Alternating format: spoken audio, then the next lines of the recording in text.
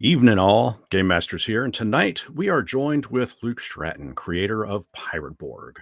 The Dar seas be matey. calm, so there is no need to batten down the hatches. And for you scallywags whose time shows it to be after 5 p.m., grab your rum, settle in. We'll be talking pirates tonight. How you doing, Luke? I'm great. I spent the first part of the day taking a little bit of a personal break. I Well mistakenly deserved. downloaded Magic the Gathering Arena. So I've been playing Magic for the Nice. first time in like 20, 30 years. Wow. uh and then I- and then I had we did a deep dive into the Maelstrom and kind of like did some playtesting tweaks. So it's going good. Sure. It's going very good.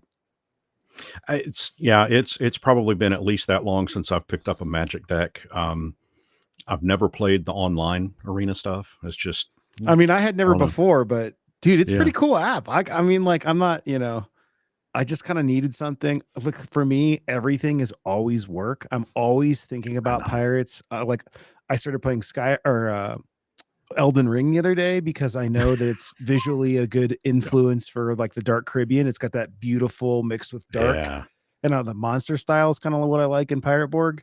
And I was like, I need something that I cannot make about work. And so I'm getting into like I think I'm gonna get my wife to play Bloomborough with me, which is basically like Everdell woodland creature Magic the Gathering. So that's Sure. kind of like where my non-work brain is.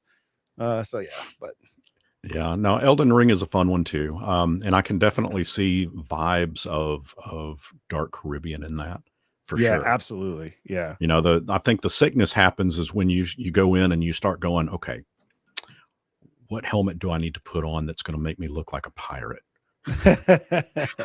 Well, What I think luckily I don't mix the aesthetics too much. Like when I'm I love pirates, but like I'm picky about them. I don't yeah, want to be a pirate. And if we were playing like Fortnite, I wouldn't have a pirate hat, like sure.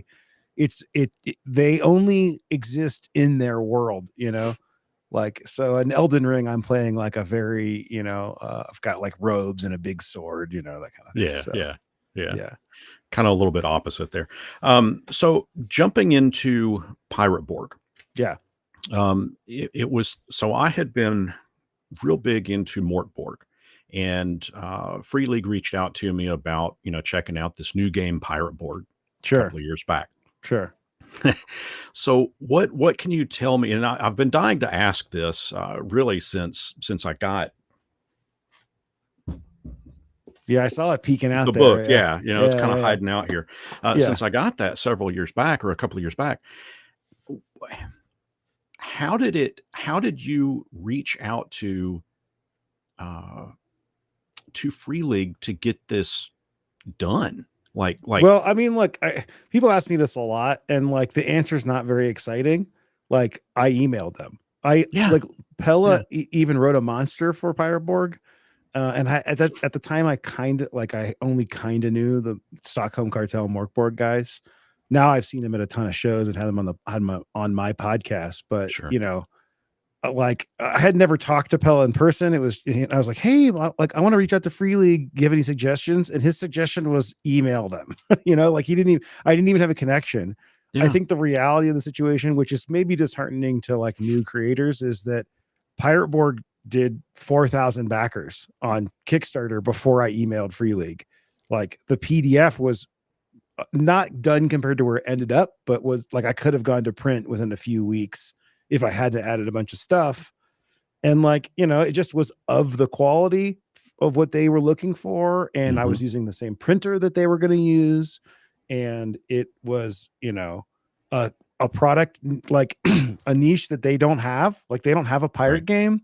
right. So I think it was just a logical move for everybody, which I know it's like, oh, if I could just get this one guy's number, like, no, that's not how it works. It's like not such a big company that if something big comes through, they won't find out. Now, I will say, I want to give out to Doug Shute, who was Free League's like convention manager at the time, and he definitely helped like Free League make sure that we got a deal going. He definitely helped Sure. push it along.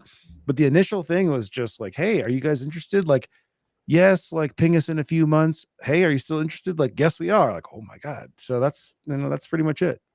Kind of went from there. Yeah. Yeah. I have started looking at like, okay, what other niches are out there that we could do Borg with? How about Barbie Borg? My Nobody's doing that. It's interesting that you say that, because when I met, my wife goes by B now, but for most of her life, when I met her, she goes by Barbie. She's from the South. So if I There you did go. that, she'd get a real kick out of it. Yeah. There you go. Yeah. So there Yeah. you go. You can take that and run with it. It'd have to be all, hot pink and black, Yeah. Yeah. Yeah. it's It's like, stylized. I mean, that's I think that'd be it's awesome. like Barbie if she went the route of, Harley Quinn or something, like Right. she's wearing like Right. a leather jacket. She's got pink hair and a Yeah. leather jacket. And she's like, I'm here to chew bubble gum and murder goblins, and I'm all out of bubble gum. Right. Right. It'd be great. Yeah. um, so, guys, the focus of tonight is, of course, to check out the Kickstarter that Luke has going. That was, I, I mean, it's blown ships out of the water. Yeah. This I sucker can't, was, we knew it was going to do like decent because of how many pre-campaign followers went, but like once again we beat our like final goal in the first 2 days or something. So it's been pretty wild. So it's definitely kind of like plateaued so I think we're going to end up closer to where I expected. I think we just did a really good job of like energizing our community to all come out in the first 2 days.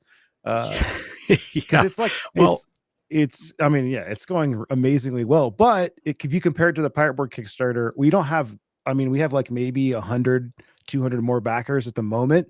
So I think if anything, this speaks to like how much the people who know Pirate Borg love it. right. So yeah.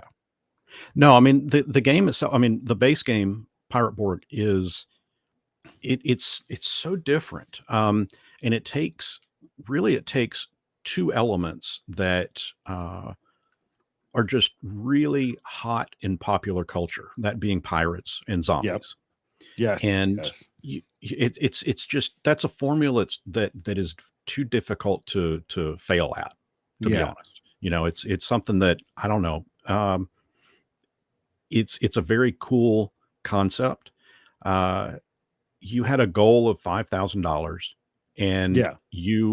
I saw one advert somewhere. You had surpassed that goal in what, like 5 minutes? It says right there on the banner, 2 minutes is when we Yeah, funded beat in it. 2 minutes. Yeah. Okay, there we go. There Yeah. we I go. mean, like, here's the thing with the Kickstarters, like, I have a Patreon and I make all the book myself. Hmm. Um, so like my number to like, am I not gonna make this is pretty low, like Right, obviously if we only did $5,000 for the full campaign, like my print runs are gonna be pretty small. Um, but it's really just like, hey, that number is like, we need, this is the bare minimum. And from my right, perspective, it's like, since I'm a single creator operation and I have a small team helping me and we have the production lined up already and it's going to Free League afterwards, it's like we don't need the goal to be high, and then it does help the like, buzz thing to say, oh, like right now I think we're 10,000% funded. But right, I mean, that is the reality of the situation when you don't have to hire a layout guy and an artist, like and I can release the thing on the Patreon. Like every adventure in this Kickstarter has been released on my Patreon as I've gone along. So my patrons have not only like basically financed us making this game, but also they provide very valuable feedback and they get it right away instead of having to wait, for the 6 to 12 months it takes to ship. So I think it's a win-win, but yeah, I don't want to like, it was funded in 2 minutes, but also like the math well, works out that way, but it's a good marketing. I Yeah, it's mean, good I mean, that's a and good method of advertising. I mean, yeah. I don't know how many Kickstarters actually out there that are funded that quickly. Yeah, 2 minutes Um, was real quick. I mean, and we watched it happen. It was like immediately, and we yeah. worked really hard. We have this. We teamed up with a company called Launch Boom to do this VIP program. We call it Very Important Pirate.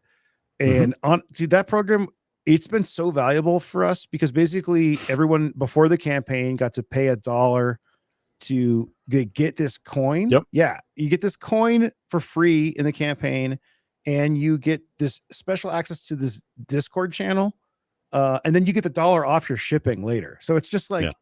like a thing to help get the push going. But the thing that I didn't realize is that we had a room in the Discord server where everybody was like rabid to know what was going on. Like sometimes Discords can go a little quiet, and even the people who like care about the Patreon don't, they come in Oh, and out. yeah. But the Discord people were like, if I would ping them, they would be like hoping to get the ping, Yeah. Yeah. And so we No, would run these that's like oh, sorry, go ahead. no, I was just going to say, I mean, that's exactly what, coming from a fan that I mean, I got the email about that coin, Yeah, and I'm a big fan of swag for games. sure. Going all the way back to like Zork. They had what they called feelies in that, Oh, I don't and even. I one mean, of them we was should a talk coin. about Zork because I played a lot, but I don't even remember that. This was so there was a Zork trilogy that came out that had Zork 1, 2, and 3 in it, Yes, and I in had that it. Yes, with the you maps. you Yes. yeah, you had the maps, little paper maps, Yeah. and one of the versions of that game came with a Zork mid coin. Oh, cool. Cool. And they sell on eBay. You find them on eBay every now and again, but they usually go for about $200. Oh, nice. Um, Okay.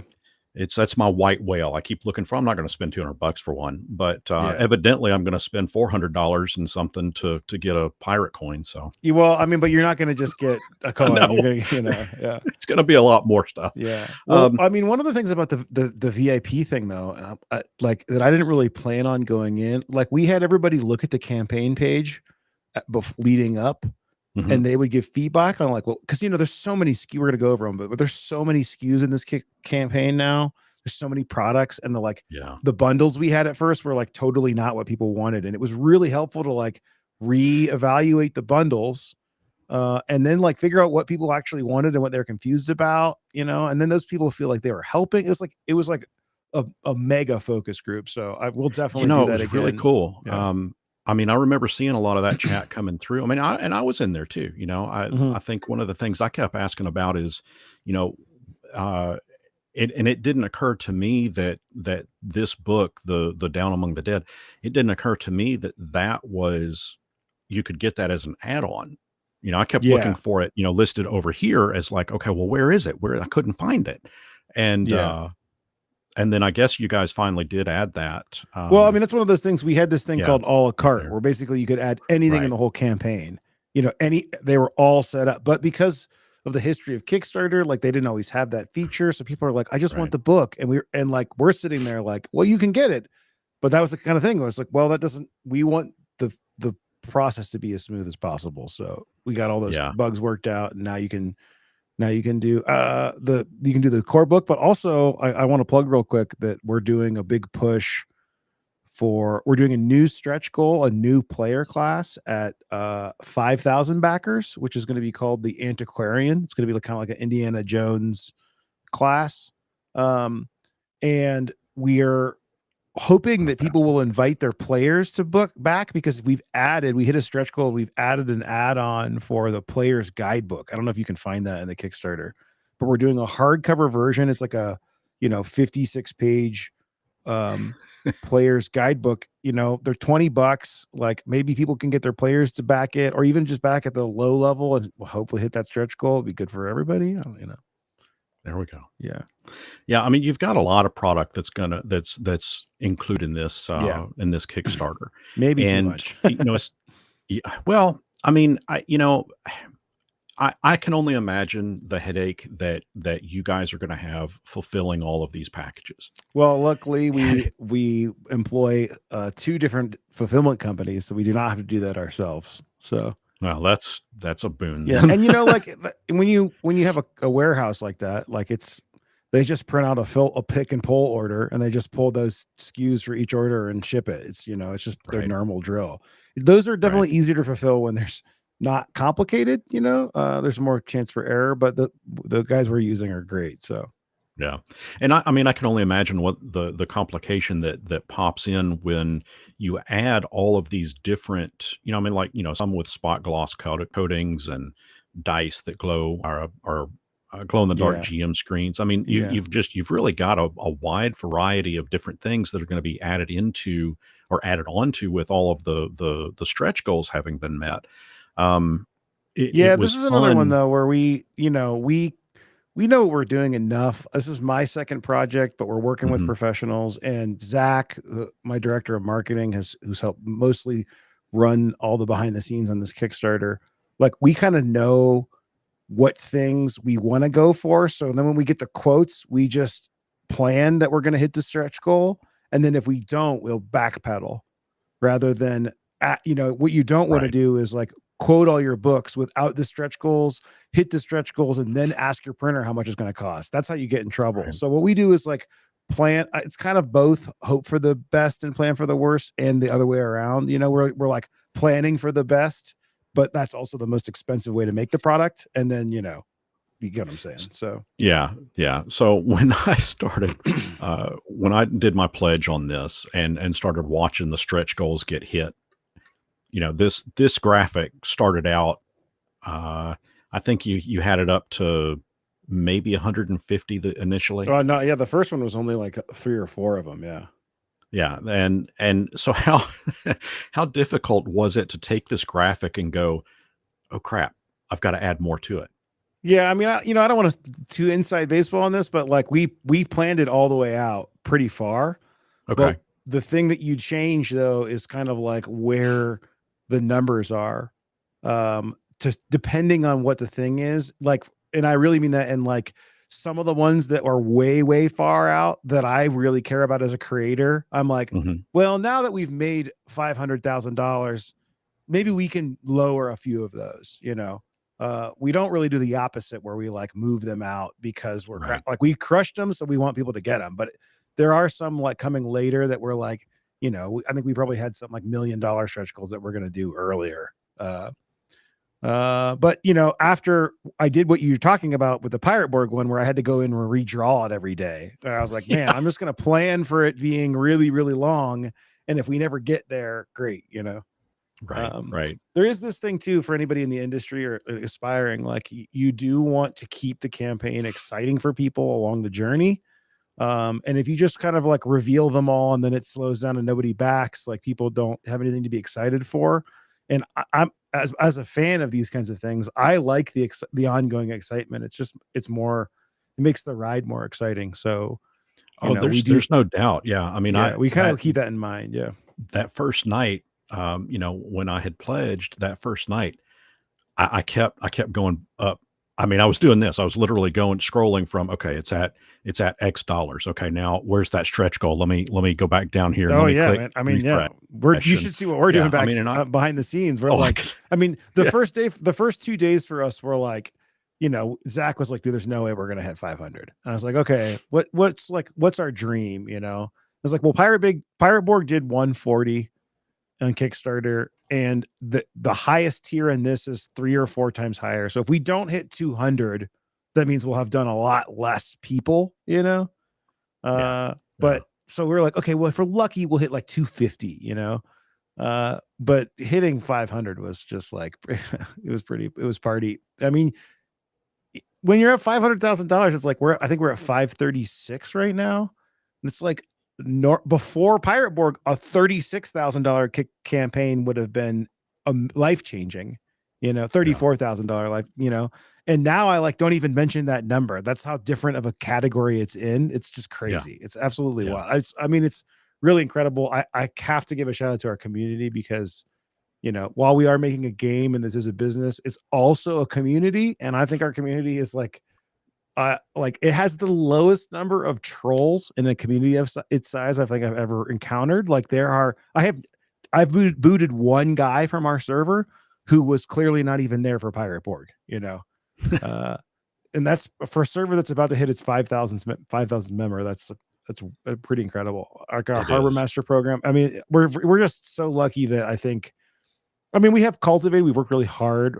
Tyler, my quartermaster, my brother has worked really hard to develop this quartermaster program and get like the best GMs we can to run games. But I think there's got to be something about both the OSR and the Morkborg community roots combined with like the kinds of people who like to play pirate games. I think it's just a different crowd. It is a different crowd, but it's also, I think it also speaks volumes to, I, if I had to guess, this is just me, I would say that a good majority of the people that are checking this game out probably went to it simply from being pissed off at another big, like the big granddaddy of role playing Yeah. games. Okay, I'm not going to name names, but I think we all know who I'm talking about. And when they had this whole OGL issue in licensing and were tempted to try to start charging third party creators for Yeah. creating stuff, Yeah. that caused a major riff in well, for third party creators. And I don't know if that is part of what inspired you to do something like this and go, specifically seek out Free League. But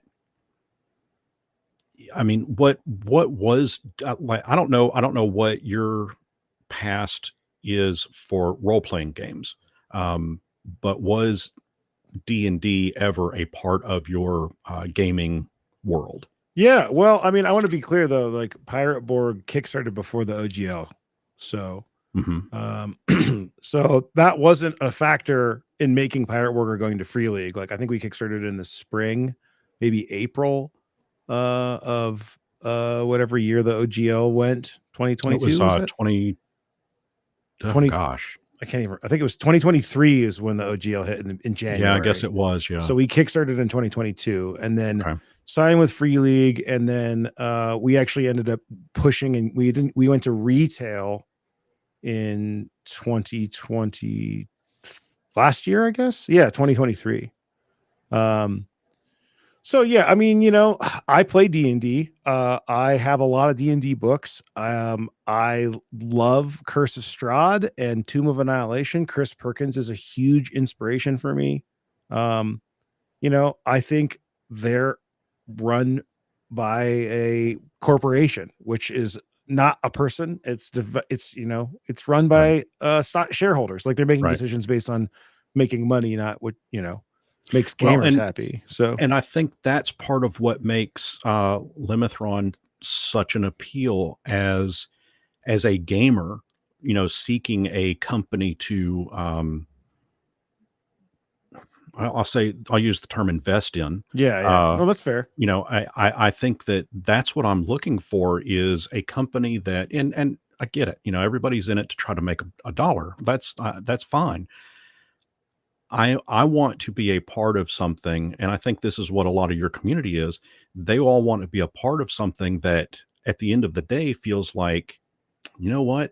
This guy, he gives a damn about me. Yeah, He yeah, he yeah. he cares. Yeah. And we can see it in the artwork, we can see it in the layout, we can see it in well, I mean in look at Discord, we are in a day and age where go back 20, go back 30 years ago, and I don't want to I don't want to overinflate any egos or anything like that, but go back 20, 30 years ago and try to talk to any celebrity out there, any other creator out there. It's not Yeah. going to happen, but with Discord and with Twitter, X, whatever whatever everybody calls it these days, and with Patreon and with YouTube, that there's a connection there to creators Sure. from the customer to the creator.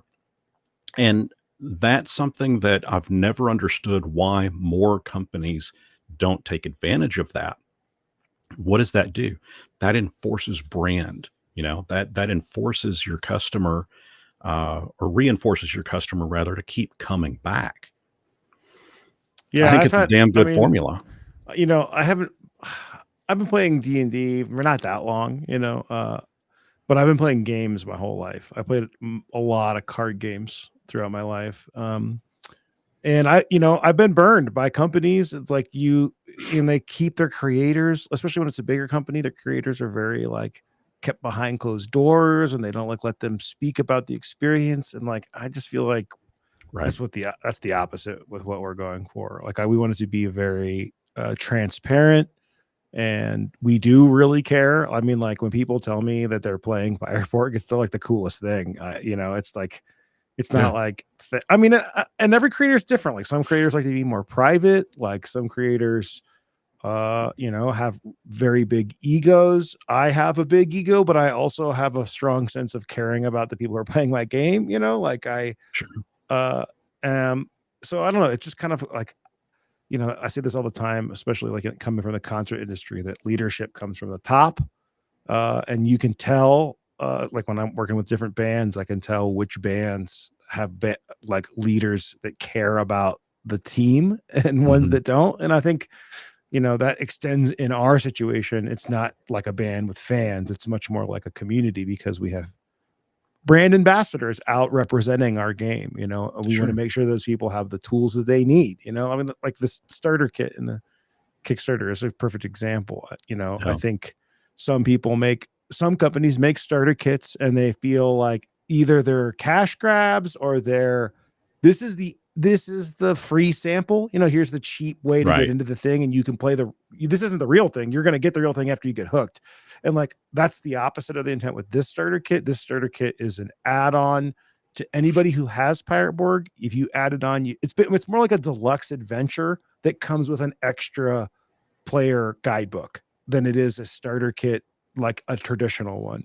And what I mean by that is that like you're not getting anything duplicated other than the player rules, which let's be honest, you need more than one anyway. Yeah. So when we're making things like that, like I'm really thinking about what do I want as a gamer, out of all the however many Kickstarters I've backed and how many books I've bought and how many games I played over the years, like how many times was I like, man, they really should have done this, or like, I wish I could have bought that, well, with Limit Throne, we just make those things. We just like, okay, Sure. well, I wish we had that thing. Well, you know what? Let's just make it. So like at Gen Yeah. Con this year, I saw the Arkham Horror role-playing game starter kit. And game and system aside, I was like, this has got a ton of crap in it for cheap. And we know how to make stuff now. So let's get quotes for this stuff. I bet we could do just as much stuff because I don't have to pay a team of writers and a bunch of guys to make the battle maps. I already made the battle maps. I'll write a new adventure for it, So it's like, I think it's kind of one of those, like everybody wins, Yeah. and then you get a product to, this is another thing about doing all three. I call it like the three pillars of RPG design: the art, the writing, and the layout, Mhm. especially for an OSR game. Like by doing all three of those, I can really curate the full experience. We don't have to pass it Mhm. around to, oh, the map doesn't match the adventure, like, or the art isn't exactly what I pictured. Like I can do any one of those things first, and I do any one of those things first and have them all work like synergistically. And I think that the experience that you get when you run it, you can feel that. You can be like, Right. oh, wait, I have the map from the zine, but also I'm playing it on Foundry. And this whole map is built with lighting in Foundry. And there's a table that represents it. It's like you don't usually get that. Right. And it just goes back to our like number one motto is just be the game company we always wished existed. Well, and that's kind of what I was alluding to earlier, about the Mhm. big granddaddy of games, and they've just gone way too corporate. Yeah, I mean, And I don't even think it's anybody's fault. I think that's just right, that's no, what corporations do. Like right, they're designed to do that. They're right, literally designed to do that. So right. So I want to shift topics, gears just a touch. sure, So for those that are familiar with Pirate Borg, and I don't think you'd be watching if you weren't at least familiar with it. Um, Talk to me a bit about what exactly Down Among the Dead is. And you kind sure. of just hinted on it just a moment ago, but I want to kind of go a little bit more in depth about what it actually is. Yeah, well, you can't really talk about Down Among the Dead without talking about Dark Caribbean, Hmm. because that's the Dark Caribbean is the setting for Pirate Borg, baked in setting, but it's also the project I've been working on since before Pirate Borg. It's basically a big fat setting book with um, over 50 NPCs and every maps and tables for every island and port in the Dark Caribbean. Big book. It's hopefully will be my magnum opus. It's basically all I think about all the time. After doing Pirate Borg, I really wanted to not go to Kickstarter until the project was done, till Dark Caribbean was done. But it's been 2 years, like I put a bunch of work into it and I had a bunch of tours on my other gig, on my other job, which I've since stepped away from just to do this. I can And, imagine. Yeah. yeah. And so when it came to, I was like, we really need something new. Also, like we're growing as a company, but we don't want like the content to run out. And there's all these other things that I want to exist, like a GM screen and Devil's Luck coins. And I'm a dice goblin. I really want our own dice. All these things that I wish existed, but like we're not going to do a Kickstarter for just a GM screen. Like we want them to be big and impactful. So I had this idea, like, hey, you know what? We're not going to be able to hit. We're not going to be able to have a Kickstarter for the Dark Caribbean in time unless I do it way too early and have to write it for 2 years, you know? So I was like, you know what? If we moved a couple of these adventures in the book into Down Among the Dead, into a new book called Down Among the Dead, and we take this other adventure that I'm working on called Into the Maelstrom, which is a vampire adventure that didn't really make sense in the core Dark Caribbean book because it's very like tropey vampires and ghosts and stuff. I mean, ghosts work fine in the Dark Caribbean, but you know, it's very campy Halloween vibes. We got a whole new book, like it's almost done, you know, and I say almost done because it's already very long. Now we hit some stretch goals and things are going to be a bit longer than like it's not done right now, but it will be done like this year in the next few months. So basically it's shaping up to be an anthology book with 3 large adventures, 1 or 2 like 1-page dungeons. And I mean, if we hit all the stretch goals, I think it'll be 3 new player classes plus 36 new level up options that are classless. And then like a bunch of generators, like there's a Jolly Roger generator, there's a Charon's Opal generator, a couple more I can't remember, a Coral Reef generator, just like basically all the stuff that I've made, a lot of which was going to go in the Dark Caribbean but like didn't really make sense, you know, and I don't really want people to have to wait 2 years to use. Like we just moved them over into this book. And I mean, I make a lot of content. I'm a workaholic and I guess fairly prolific. I don't know if you can call yourself prolific, but I do make a lot of stuff and I work quickly. So it's like time to just get some of that stuff out to people. Yeah, so I imagine you pretty much you wake up, you eat, sleep, and drink pirates. Yes. Here's the thing. Like when you live in pirates, it's like you're always there. You know, it's not like I don't think about pirates all the time because it's like the default state. So it's more about like thinking about things behind that veil. Like I said earlier, when I'm playing Elden Ring, like I'm thinking about the Dark Caribbean. Like it's like I don't have to think about pirates. It's like it's a step further than that. So you're right, but yeah. I mean, you know, if I'm doing really well, my routine is I wake up and either go to the gym or ride my bike. And then my plan now that the Kickstarter is almost done is to add an hour I have 2 books over here that I'm looking at. One is like how to draw comics the Marvel way. And another is like, what's it called? Brigman's like drawing from life. And basically my next goal in life now is like, I want to be like Image Comics good at drawing. That's my plan or my dream, I should say.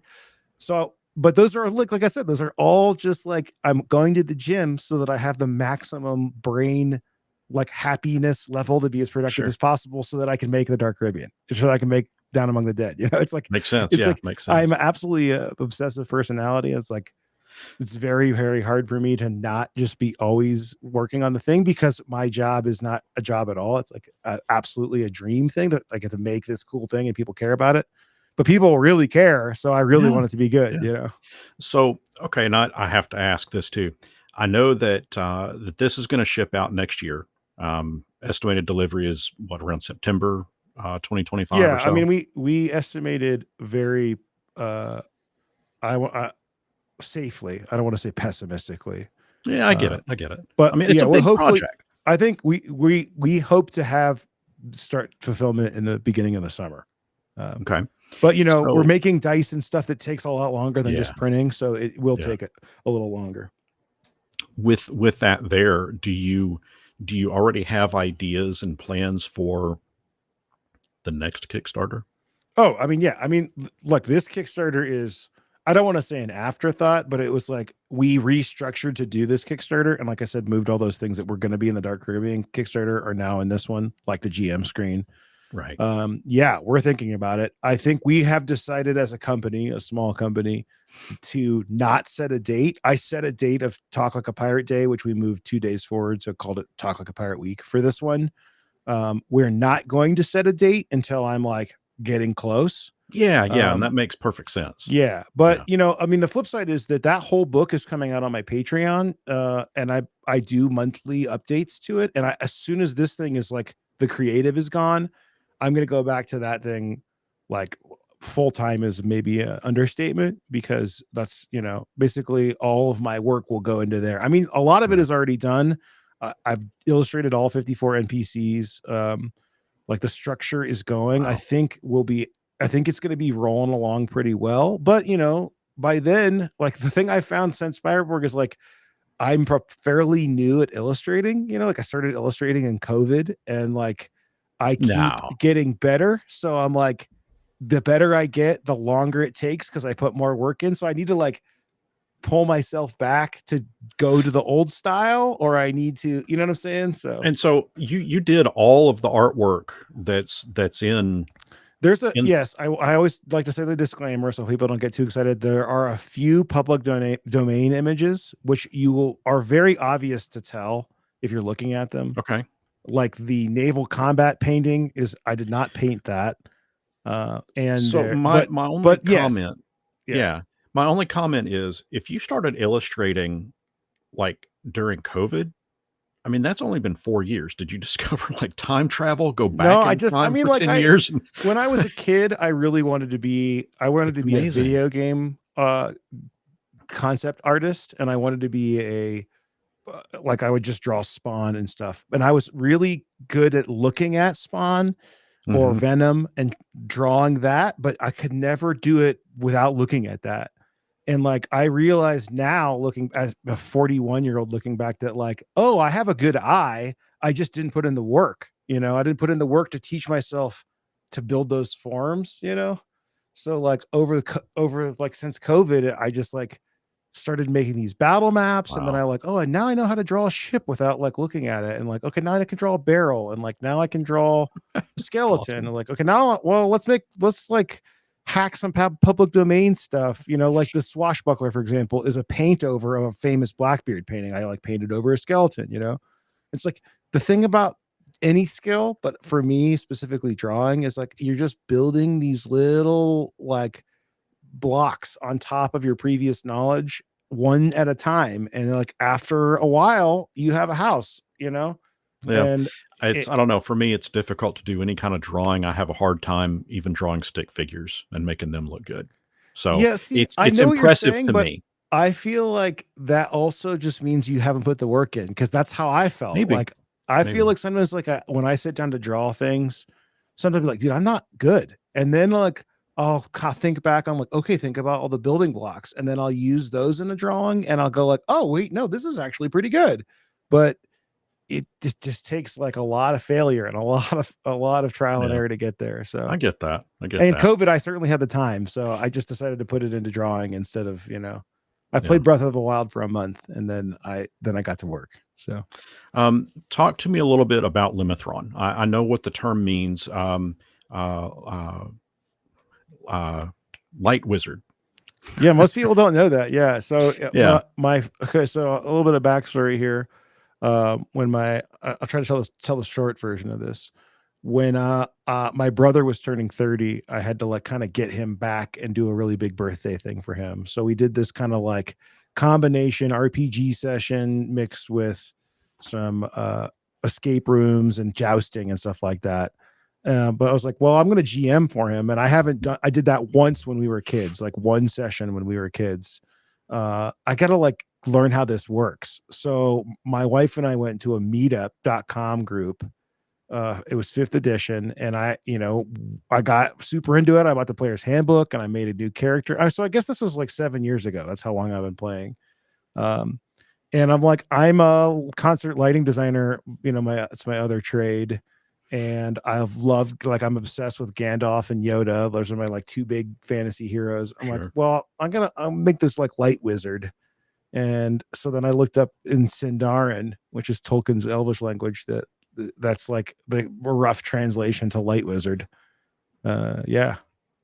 And so tell me too a little bit about the folks that you have. I mean, I want to give them, props too, Yeah, because sure. I know that this Kickstarter, I know it's a massive undertaking. And, I I am a big fan of giving applause to the people that deserve it. And, Sure. I'd love to hear a little bit about, some of your crew, some of your team. Yeah, well, we've got I think I'll give them in order of seniority. Alan was my first hire. He proofreads and edits a lot of the stuff that we make now. He does a lot of That's a our tough social job. media. And yeah, I mean he also does all of our digital marketplace stuff. So like when I make a Patreon release and release it on Patreon, he helps me get it up on the Roll20 store and all the different places that you can get our stuff. Um, then Tyler, who is also my brother, he's my quartermaster. And he was kind of like basically helping me with everything until Zach came on board. But now he's kind of more focused on all of our community stuff. So he runs the Harbor Master Okay. program, which is our reward program for running in-person Pirate Borg games. He also ran our online West Marches campaign that just ran. It ran for about 6 months and then just finished during Talk Like a Pirate Week. He runs a lot of like stream games for us. He does YouTube videos, and he does all our Foundry modules now. So when you get a map from us that's already pre-programmed and lit, Gotcha. Tyler does that. And then Zach is our newest member. We met Zach. Tyler and I met Zach from years of doing conventions, and he was always there repping third-party Morkborg products. And we said years ago, man, if we could ever get Zach on our team, like we got to do it. Well, he ended up, becoming available. So we weren't looking to hire, but we knew that we Yeah. needed to pull the trigger to get him. Like I'm really into like building that, good team vibe. I'm a pirate captain. I got to get the best, Sure. get the Yeah. best guys on my Yeah. crew. So I think we like kind of just took the leap of faith, and I mean clearly that's paid off because he has done. First off, he writes a lot of his own Morkborg adjacent stuff. He's got like a Jurassic Park hack that's coming out, like a raptor thing. Wow. But he's great for giving feedback on adventures, but he also did all the like behind the scenes for the Kickstarter, made all the tier levels, ran all the marketing campaigns on meta ads and all that stuff. So it's basically like, I mean, I wouldn't be here.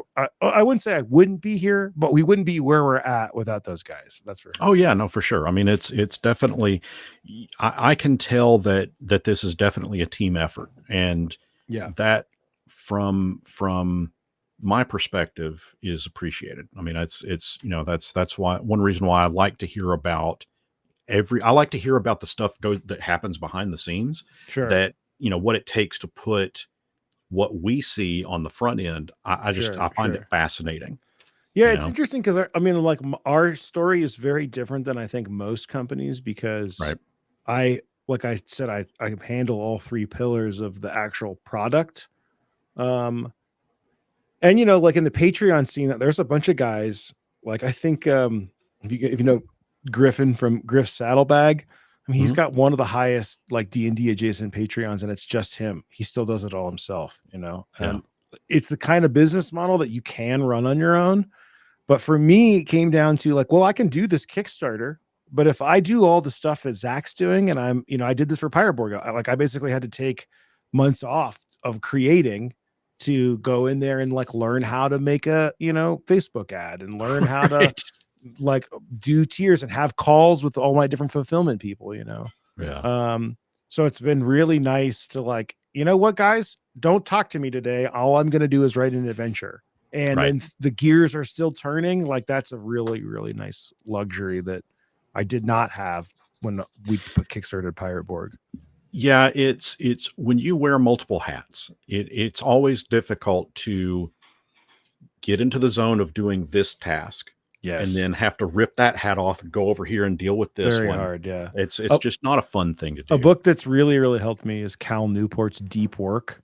Mm. It's all about this topic. It's all about jumping around and hyper focusing your energy into one thing. Right. I mean, he even talks about doing it on he talks about it on a lot of scales, not just on like okay, from today from 9 to 1, I'm going to deep work. He talks about like professors taking whole semesters off and going away, or writers going away for years to like come out. Like the digital noise of like what happened on Twitter is not going to matter compared to if you make an amazing book, you know? Right. So that book has really changed my life. But also, yeah, I mean, you can see it like when you're, on Discord and answering emails all day and thinking about ads, and then you're like, go to write or go to illustrate, you're like, oh, I should be doing these other things. But then you're like, wait, none of those things matter. People are here because I'm doing the writing, because I'm doing the illustration, because the layout is like, has been given a level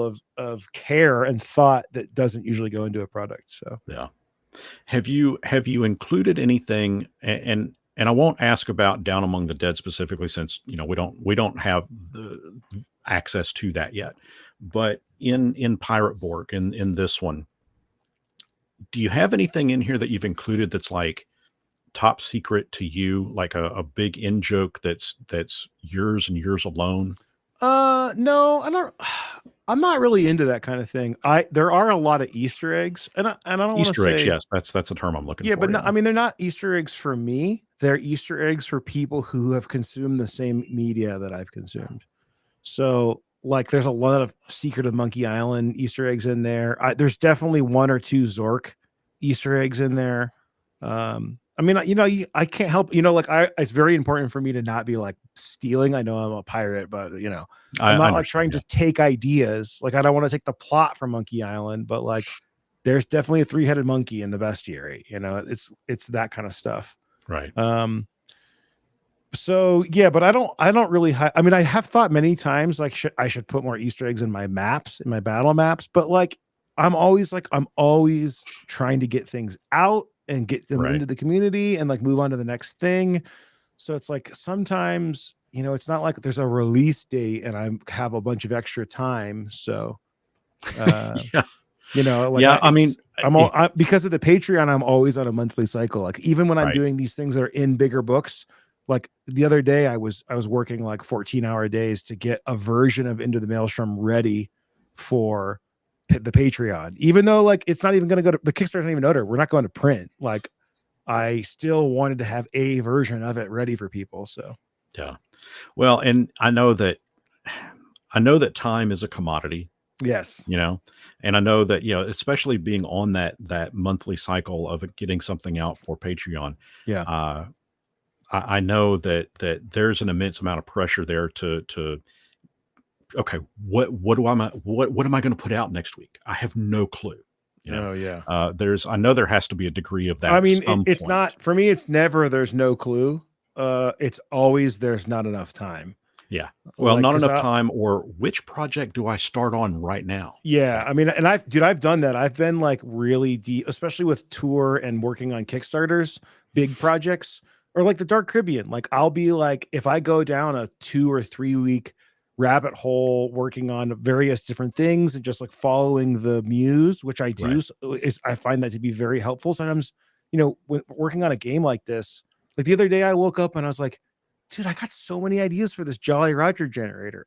And I spent like 3 hours writing them, and then like, I think when you're not in a creative job, like that kind of thought process can maybe feel like guilty. But like, that was a stretch goal, and I ended up talking about it on a couple different streams where we rolled for the generator. And it was like actually really helpful to have done that creative work. So yeah, I think it's just I mean, the time thing is good. The deadline thing with the Patreon thing is good because it does make sure that I don't go too far down, and it does provide something to the community. Though I think I'm much harder on myself about it than I need to be. Like, sometimes I'll be like, okay, I have 4 days left in the month. This thing won't be ready. If I rush it, it'll be shit. So I'm going to do a battle map. And then I will rush through the process of a battle map, and then, or I'll try to rush through the process, but then ultimately be like, oh yeah, I love making battle maps. I want this to be as good as possible. I'm going to do 13 variations because I did the drawing, and then it's like 4 days later, I come out of the hole and I like forget where I was working on Dark Caribbean or Yeah. Down Among the Dead. I mean, that happens to me every month, you know. So, but it's just part of the process. I just, for me, one of my big goals lately is to really just keep reminding myself how much I love this, because I put so much creative pressure on myself that nobody cares about. But I am constantly beating myself up to make it as good as possible, or to get better at drawing, or to like release more content, you know. And I just got to stop and remember that I fucking love making dungeons Yeah. and drawing pirate ships. Like I love that. I don't want Yeah. like, so as long as I can What was the remember. appeal? Like where did the attraction to pirates come from? Where did the attraction to zombies come from? Sure. It's interesting you said zombies a couple times, because like I'm not like a huge zombie guy. Mhm. I'm a huge undead fan, you know. Okay. And I feel like zombies are just an inevitable obvious choice. Sure. Um like for me it's more about liches and necromancers and skeletons. Like that's my real vibe. But you know, of course, in the undead infested Caribbean, you've got, you know, I mean, actually I'll give you a little kind of spoiler like peek into the Dark Caribbean. Like if you have Pirate Borg is very much it can be a beer and pretzels game. You're a pirate, you want rum, there's skeletons, there's zombies, ooh. But Dark Yeah. Caribbean is like kind of peeling back the shroud to discover, why are there zombies, why are there skeletons. And the thing with the skeletons is there's this city in the dark Yucatan run by Mhm. a Mazoan lich, and she is controlling these skeletons to bring back the like unclaimed basically skeleton knowledge from these bones of all the living, and bring them back to the Yucatan. And there are other forces that don't want that, which I won't get too spoilery. So it's like going into this thing, oh man, I just like love it. So I get all of my tropes. I get like, you got like the Assyric style Mazoan Mayan Aztec inspired lich, and you've got pirates. I mean, there's a whole page on my website on my about where you can see my whole history. But with pirates, I mean, you know, actually, it's interesting you ask this question, because I've been thinking about it a lot the past few days. I always say that the Pirates of the Caribbean ride, going on that as a kid, Mhm. you know, when I was 5, was probably the start. But I think one of the things that solidified it the most is the movie Hook, because I'm watching it. I want to give a shout out to my friend Erin. Get it? She's running a Neverland game, and what's her name, who plays Wendy, Maggie, she's Professor McGonagall, she just passed away. Oh, yeah. um Her. one of my between playing this Neverland game with Pirate Borg with my friend Aaron, who's a harbor master, and uh Maggie, I'm sorry, I forget her name, passing away, my wife and I, like, we should watch Hook. And we watched it, and I reminded myself, like, there was an era of being a kid where like all I cared about was playing Nintendo and like pretending to be a Ninja Turtle and like wanting to be a Lost Boy, you Yeah. know? Yeah. And like I think I grew up to be a Lost Boy. Like somehow, like suffer from like Maggie Smith. Thank you. Maggie Smith, yeah. Thank you. Shout out to Delaney, another harbor master. Um, Maggie's I basically grew up to be a professional, like Neverland syndrome, you know, a paid Neverland boy who just pretends all day. And watching Nothing that wrong with that at movie, all. yeah, I mean, but watching that movie, man, like it's just it does the fantasy pirate thing so well. I mean, there's no undead obviously in Neverland, Sure. but there is in Andrew Kolb's Neverland RPG book, because he's made them all like stay there forever, and John is a lich. I mean, so like you can see where I'm going. Yeah. But I don't know. I think my pirate history, I mean, a lot of the people who are in the stream right now know this, but you know, there's Hook, and then I was always into pirates. And when Pirates of the Caribbean got announced, I was like, finally, we get some real pirate costumes at the Halloween store. Like, finally, other people will care about this thing I've cared about my whole life. And I played in this played this pocket model pocket model Pirates of the Spanish Main Punch Out game, and I won a tournament at Gen Con playing it. And like then my band in college would do Talk Like a Pirate Day shows. Like I've always loved the like tropical palm tree, but like there's gold and there's like wooden ships with like canvas sails and like I don't know. I just love it all, man. It's like it's my happy place. I mean, I want to be clear. The fantasy version of it is my happy place. Yeah. I You know, understand. like real Not piracy, yeah, you know. yeah. Yeah. So Yeah, and you've got the disclaimer of that in your book, and I think towards the very front of the book anyway too. So yeah, I understand clearly there. What is the rum of choice? um I don't remember what it's called right now. They got bought. My favorite is it's called Three Sheets, I think. Three Okay. Sheets. Here, let me look it up. I think it's made by Ballast Point now. Ballast Point Brewery, Three Sheets aged. Yeah, Three Sheets rum barrel aged. So here's the thing. Look, I know pirates love rum. I feel like rum is not my spirit of choice. It's like a little too sweet to That's drink a fair. lot. Now I know Mark at Dirty Woods in the chat, him and Janet, they drink Kraken all the time. They're gonna give me such a hard time about this.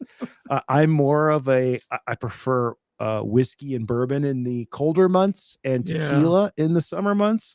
But maybe because I'm a Yucatan pirate, maybe Yeah. I'm like more about the Mexican There you vibe go. than, you know. Nothing wrong with that. I mean, Yeah. hey, I've gotten into Crown Royal Mm, as of late, and their XO Reserve is great. That's some good stuff right there.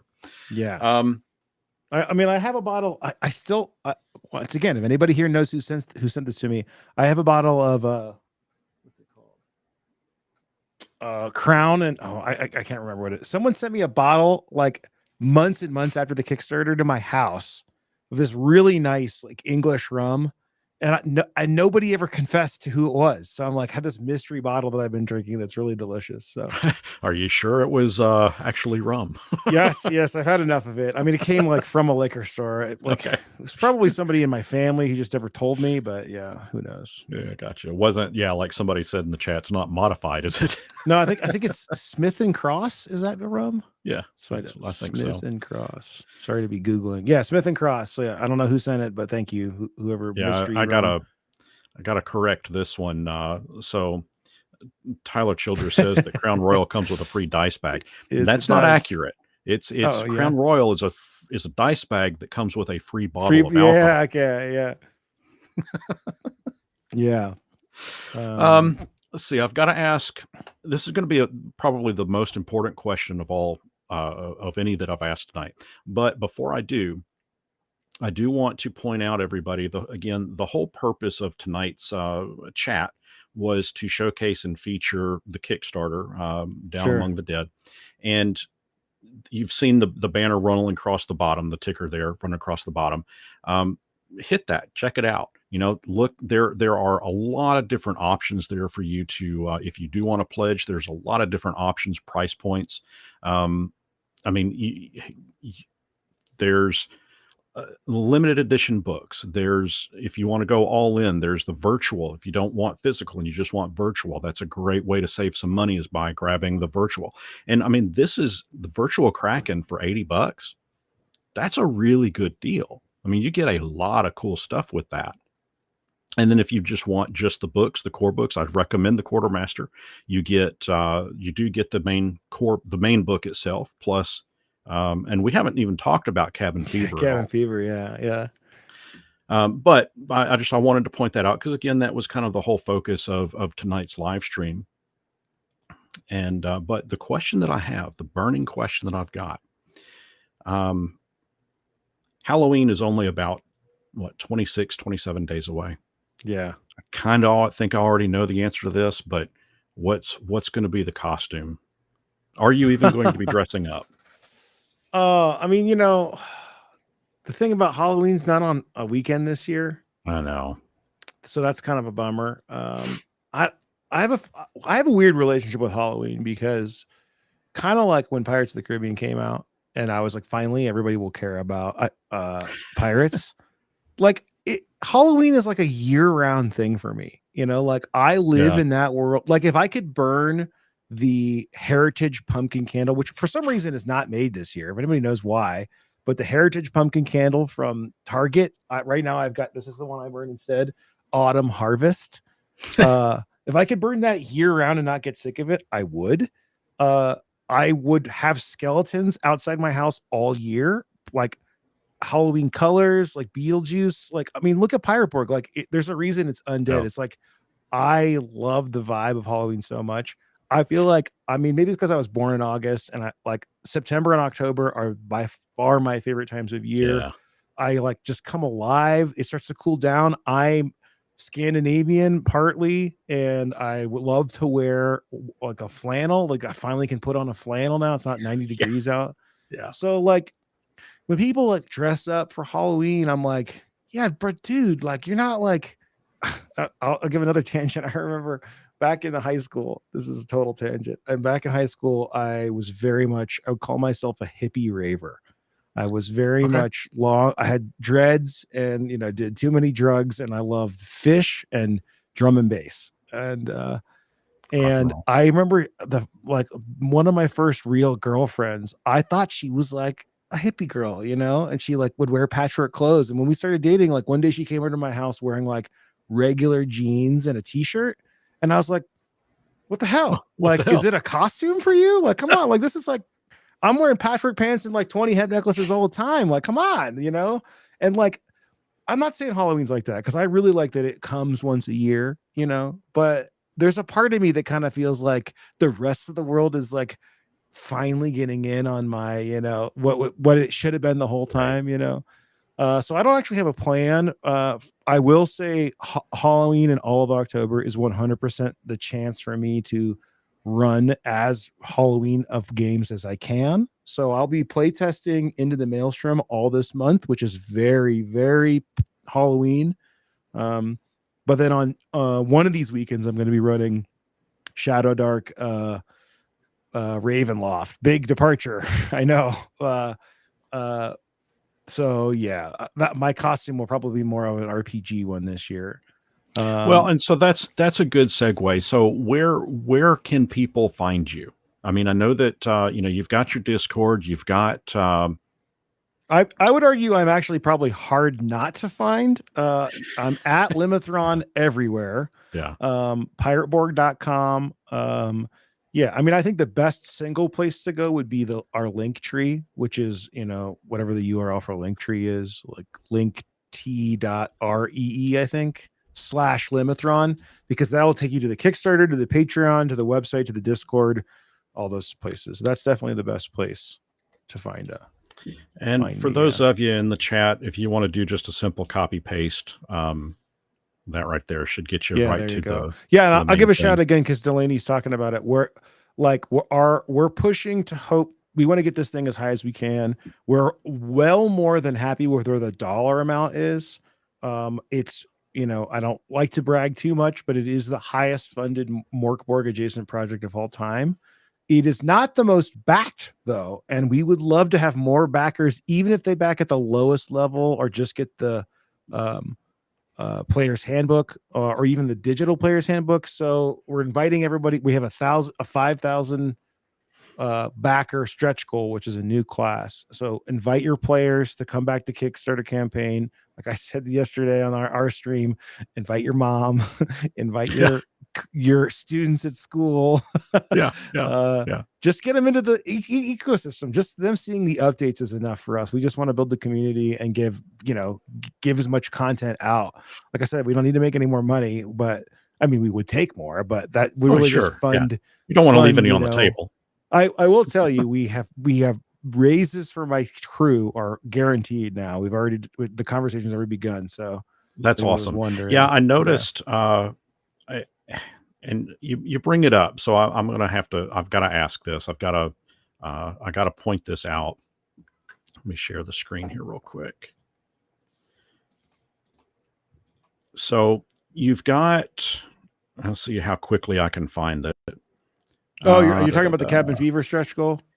Yeah, yeah. So right Yeah, here at yeah, two hundred ten yeah. thousand, you had extra bonus to the Cabin Fever teams, So and I'll I, just give this plug real quick because the Cabin Fever is basically this jam we ran earlier in the year that was a third party content jam, and it went so well and the interest was so good we decided to print it. And we're printing it, even though it's a bigger book. We're selling it for less than Down Among the Dead. to honor our Wow. original what price we're going to sell it for vibe. And then we are, because of that stretch goal, we're going to give everybody else bigger payments. For a lot of for a lot of the submitters, it'll be a double payment. And so viewers, this is what I want you. If you take anything away from what we've talked about tonight, this is the biggest thing I want you to take away. Limithron is a company that gives a shit. They care about the customers. They care about the people that are checking their game out. And that right there that's proof positive of that. I think that is it. There is a saying that I'm going to completely butcher. Actions speak louder than words. No, you And nailed it. I think Yeah. that this is, I did. It's the first time I've done that. But I think that paints the picture, and I think that that's one of the key reasons that I personally have been so excited about being a part of the journey, Yeah. at least on my side of the fence, Sure. And I can't wait to see, what's gonna be taking place 2 years down the line, 5 years down the line. Yeah. Hand to God, hopefully I'm still here in 15 years, 20 years me down the too. line. Yeah. But I do want to like kind of interject here, because I was thinking this morning, sometimes when I'm in the right awake and brainy mood, I'll like kind of imagine myself giving a YouTube video or a podcast while I'm in the shower, Yeah. And this morning I was thinking about, if I can just go on a little tirade here, not tirade, but a little side rant. I've run with it. Yeah. Like Take it. there are, I have been involved in a lot of different communities in my life. A lot of different game communities. These communities pop up when, like, I remember what was the one I was thinking of earlier? I mean, like I played the Star Wars Decipher card game, and I played a really good one is the Marathon video game, then the Bungie video game, I'm sorry, Halo. Halo had this like community around the story behind Halo that kind of came from the Marathon vibe. And there for a while there was like this really vibrant community that was always on the message boards talking about the story behind the game, And I've seen these communities come and go in a lot of my life. And it's like, you never know how long they're going to last. Like the fact that Magic is still huge is crazy to me. But there are other ones that are like totally gone that were like really, really like really incredible communities. And in music too, bands break up, Sure. And I thought to myself that I can tell, barring no crazy, accidents or anything like that, that the Pirate Borg community is one of those desirable, I will look back on it fondly communities. And it's not at the peak of its time yet, because we haven't even put out the thing that I have been planning to make before Pirate Borg. So that gets me really excited that like, it's exciting to join a new community, but it's also exciting to join one that isn't dying, that isn't like past its thing. And I think when you've got a $500,000 Kickstarter and like your big book is around the corner, that's a very exciting time. Like I'm excited for us. And I think anybody who is listening, who's not part of our community, should maybe also consider being excited too. If it scratches your itch, like don't just come, I mean, like there are a lot of people who play Magic because that was the popular game, but like I'm talking to the people who are like, man, I like today I was on tcgplayer.com considering buying a $40 copy of Lake of the Dead just because it inspires my Pirate Borg adventures. It's like literally I am never ever going to use that card ever again. I haven't thought about it in 20 years, but I'm like, Lake of the Dead was like the coolest theme of a card, and that's definitely a place I should put in a Pirate Borg adventure, which I am putting in an adventure. It's going to be called Lagoon of the Dead.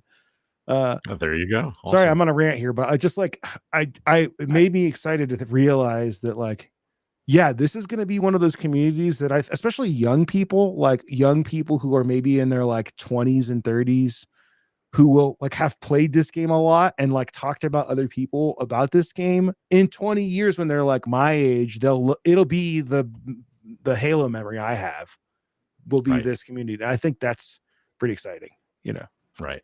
Well, and I think too, what helps in this day and age is that there is a large push towards indie games. Sure. And I mean, the indie games have always been popular. Yeah. But I think right now more so, and we kind of talked about it a little bit earlier, with the whole OGL issue, that pushed a lot of diehard fans of fantasy role playing to go purposely seek out other things. Sure.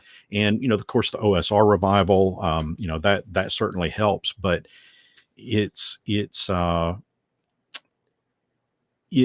an environment, it's a sandbox, and I'm specifically talking about Pirate Borg here. It's an environment that evokes, uh, what's the best way to put it? It evokes a sense of horror, a sense of dread, but a sense of just pure fascination and wonderment. I mean, there's And I something to be think said. that's the setting that I There's something to like. be said too. Like, I love fantasy, like, med fam, medieval fantasy, like Hmm. D&D kind of vibes. But like, if you're a group of four dudes in the middle of England, or, England equivalent, Faerun, like, you can only go Sure. so far. And Right. when you Right. give your players a ship and a map, I mean, dude, like, the border of the map is the limit. I mean, even then, if you creative GM, like, you could run a Pirate Board campaign where they go to Egypt. I would love to see them, people Right. exploring Egyptian temples. Like, I hope somebody Right. does that. If nobody else does it well, we might do a cool, Egyptian, you know, tangent. But like, we got one guy, Critical Troll, in my Discord channel, who's been with us since the beginning. He's always like, please do the dark New England, like, please do Innsmouth and all these places. Like, yeah, I just feel like there's something about that. There's nothing but it's all those things that you get in when you watch Pirates of the Caribbean, like, nothing but the Right. wind at our backs, Right. take everything and give Yeah. nothing back, like, No, I mean, the possibilities are certainly endless. I yeah, mean, yeah, and that I think is the coolest part about, well, just role playing games in general is, you have the ability, if you have the ability to open your imagination, and let's face it, we've all met those folks that just don't have an imagination. But provided you do have that capability, yeah, role playing games in general are just that, I think, is what is so fascinating and appeals to me is, if I can think it, man, we can make it happen. yeah. And I that's mean, awesome. another thing too, like, you have the fantasy thing, which you have with other role playing games, but the thing that you don't have in other role playing games is, like, you can go, first off, you can study the real history behind this game, because it's what we say, inspired by fantasy, history, horror, and rum, right? Like, you can go, you can study these places, but you can also go to them. Like, finished writing and play testing Buried in the Bahamas on a boat. Like, and you can't do that That's with pretty cool. D&D. Like, you could go to Right, England, but England is not where D&D takes place. And even the right. places that are inspired from it are, like, pretty modernized now. It's like, but like, you can go to a deserted island in the Caribbean right now. You could drive to the Keys. If you live in America, you could get in your car and you could drive there, and you could play a Pirate Board campaign and then throw the book into the same sea that it takes place in. And like, I don't really know of another game like that. I mean, I guess, Call of Cthulhu Right. often takes place on Earth, but like, it's at that perfect spot where I guess you could play like Pendragon or something, but then you're still in myth. I don't know. You know what I'm You're saying? still myth, yeah. Yeah. Yeah. So that's one of the cooler things about it, is like, the other thing is, like, there's a reason all of these pirates have inspired such like stories through history. Like, Yeah. if you look at the pirate, like, I think one of the reasons it took Pirates of the Caribbean so long to come out, there the pirate lore and history is so imaginative that it was already tapped out for movies. Like, as soon as they could start making movies, they were basically like, oh, let's make a story about Henry Morgan, like Captain Blood. Like, let's go find that Captain Blood Yeah. book. We're gonna make that, Earl Flynn. Like, they made so many of those because it's just like, then the 90s show up and they're like, okay, well, we made all that. I guess we'll try Yeah. what Cutthroat Island. Like, oh wait, no, that wasn't. We missed the formula. Like, so I think people who are born like I am, 70s, 80s, 90s, may not really realize the reason that pirates aren't as big now is because they're such a big thing for so long that we're just in a, like, kind of a downswing, So, Well, maybe it's the beginning of an uptick, I mean, it certainly you feels know? like it from our perspective, but I think we Yeah. need another good. What we need is, like, we need HBO to call me in 3 years, and they're like, Right. Luke, listen, Rings of Power, Game Yeah. of Thrones, they ain't got shit on the Dark Caribbean. Like, what's it gonna Yeah. take? And then when we get the Yeah. Game of Thrones, like 6-season Dark Caribbean show, boom, then we'll be riding high. I mean, can you imagine? I mean, I'm at the point now where I can imagine it because I guess what I need something to imagine. I already quit my I get dream that. job to I get that. make Yeah. pirate role playing games. I get that. Well, hey, listen, I'd be remiss if I didn't admit that, seeing the concepts yeah, brought forth in this being put on a big screen to watch yeah, weekly. yeah. Yeah. I I mean, mean, like, that would be dude, fun. like Black Sails, people love that show, and I think it Yeah. didn't really get the audience it needed. People love Pirates of the Caribbean, but it's like, well, you need a new IP, and it's like, well, if they Yeah. can make a D&D movie, I mean, like, it could happen. I just like, you know It what, could happen. it Sure. could definitely Sure. happen.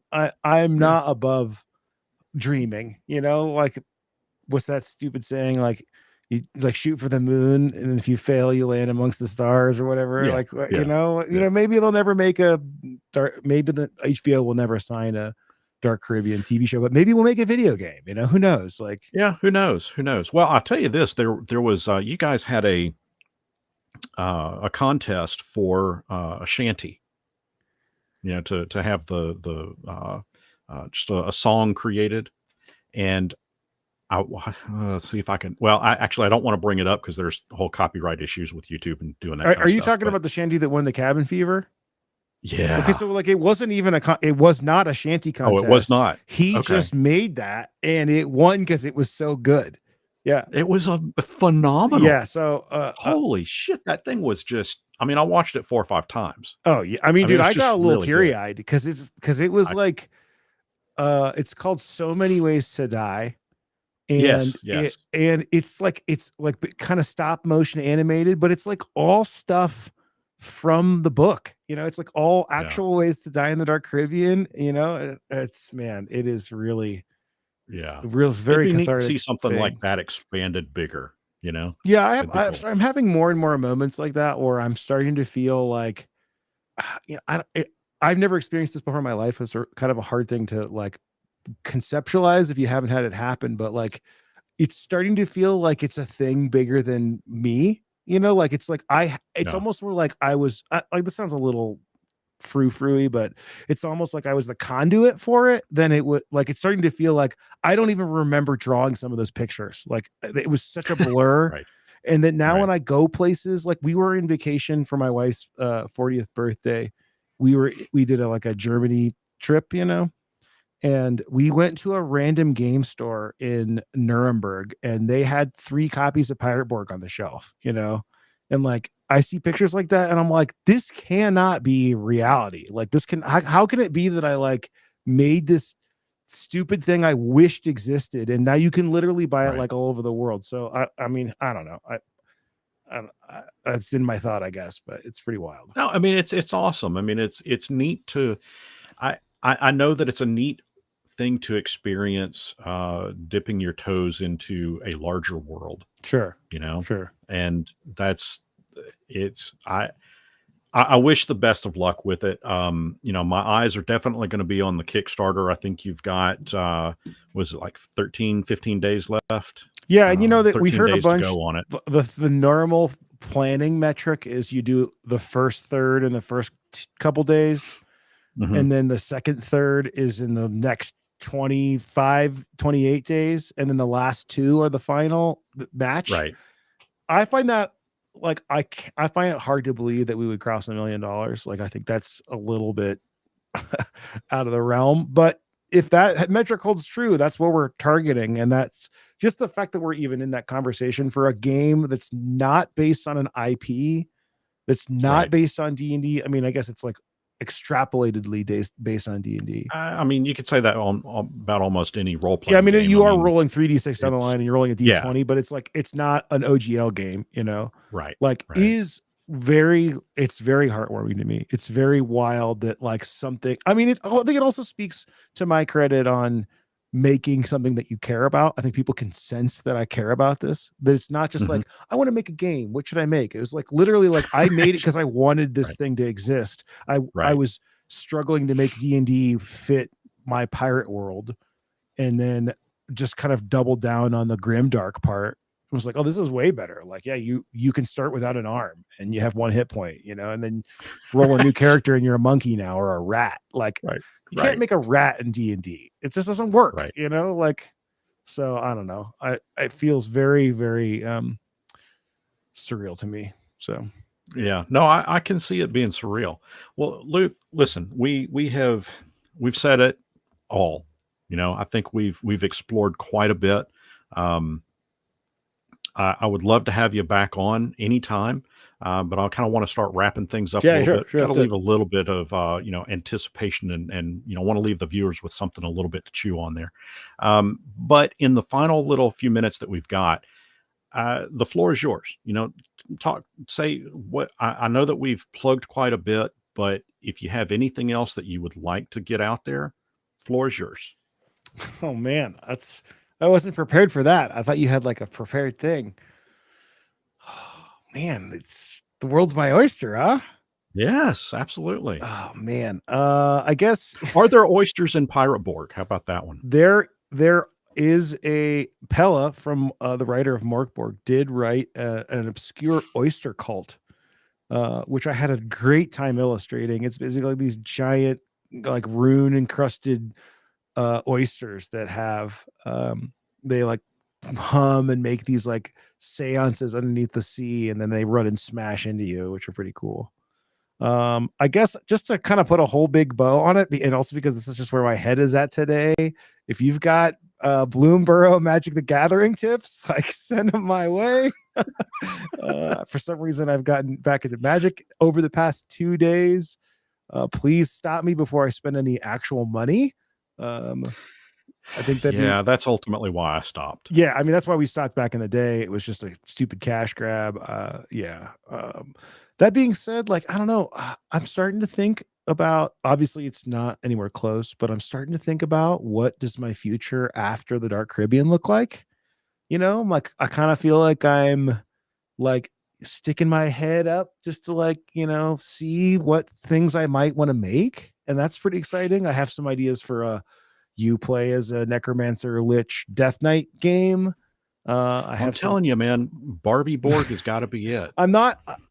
I'm not really into humor. I like don't really like my role playing games in my humor. I mean, obviously Pirate Borg can be very funny, but I like serious dark stuff. That's my vibe. But Yeah. that being said, I do I don't really think I have the illustration chops. Here's the thing about the Magic the Gathering Watsy art vibe. I love that vibe. When I open up Tomb of Annihilation, I'm like, oh my God. Like I love like the idea of making a like furry creature frog swamp game sounds so fun to me. But if I started learning that painterly art style, it would take me 3 years to make a book because I can do the Darkest Dungeon black line art thing relatively quickly, or the like scraggly line art thing that works for grimdark stuff. But if it's going to be cozy, if it's going to look like Everdell the RPG, man, that's Right.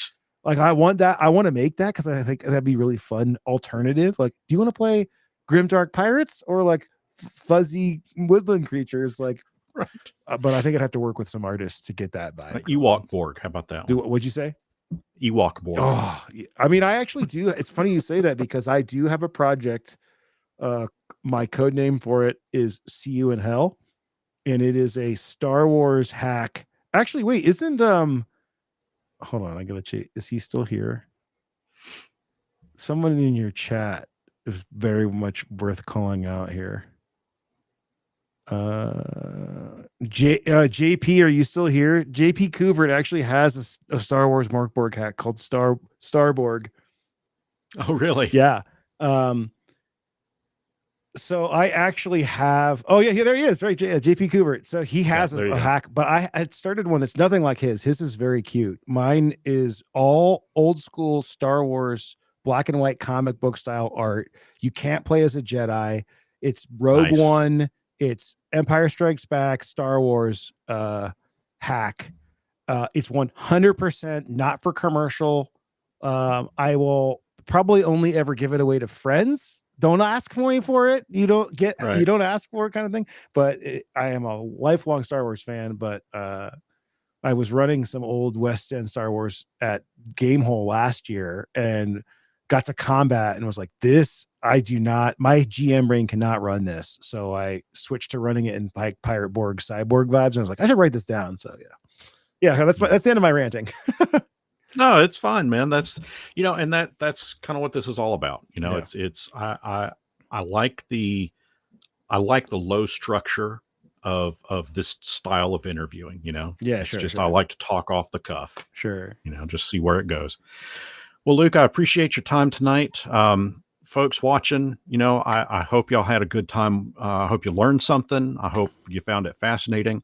Again, I do recommend checking out the Kickstarter, Pirate Borg.